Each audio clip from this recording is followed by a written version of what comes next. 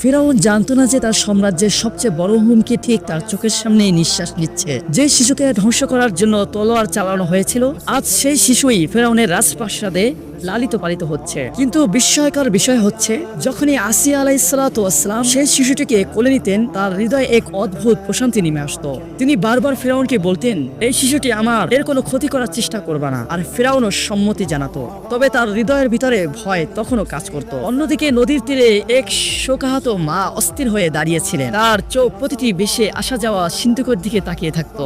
হায়, যদি কোথা থেকে আমার সেই সিন্ধুকটি পাই। কিন্তু আল্লাহ তাআলা তার ওয়াদা পূরণ করলেন। সেই শিশুকেই তার মায়ের কাছে ফিরিয়ে দেওয়ার ব্যবস্থা করলেন। রাজপ্রাসাদে ঘোষণা হলো, এই শিশুর জন্য একজন দুধ পান করার ধাতি দরকার। অনেক নারী এলেন, কিন্তু শিশু কারো দুধ গ্রহণ করলেন না। ঠিক তখনই কুদরতের এক বিস্ময়কর ঘটনা। হঠাৎ করে হযরত মুসা আলাইহিসসালাতু ওয়াসসালামের মাকে রাজপ্রাসাদে আনা হলো। আর শিশুটি যখন মায়ের কোলে গেল, তখনই হযরত মুসা আলাইহিসসালাতু ওয়াসসালাম দুধ পান করতে শুরু করলেন। ফিরআউনও নীরব হয়ে গেল এবং আসিয়া আলাইহিসসালাতু ওয়াসসালাম বিস্ময়কর দৃষ্টিতে তাকিয়ে রইলেন। এইভাবেই যে মা আল্লাহর হুকুমে নিজের শিশুকে নদীতে ভাসিয়ে দিয়েছিলেন, সেই মাকেই আল্লাহ সুবহানাহু ওয়া তাআলা রাজপ্রাসাদের সম্মানের সাথে সন্তান লালন পালনের দায়িত্ব পালন করতে লাগলেন আল্লাহ। এরপর বছর কেটে যেতে লাগলো। মুসা আলাইহিসসালাতু ওয়াসসালাম বড় হতে লাগলেন। তার চোখে ছিল সত্যের দীপ্ত, আর হৃদয়ে জুলুমের প্রতি ঘৃণা। মিশরের অলিগলিতে বনি ইসরায়েলের কষ্ট তিনি দেখতেন, শিকল, দাসত্ব আর মানবতার অবমাননা। একদিন এক কিপ্তি ও বনি ইসরায়েলের মধ্যে ঝগড়া হলো। হযরত মুসা আলাইহিসসালাতু ওয়াসসালাম জালিমকে থামাতে চাইলেন, কিন্তু তার এক আঘাতেই কিপ্তি লোকটি মারা গেল। এই ঘটনা সাম্রাজ্যে পৌঁছে গেল। ফেরাউন প্রথমবারের মতো নিজের স্বপ্নের কথা মনে পড়ল।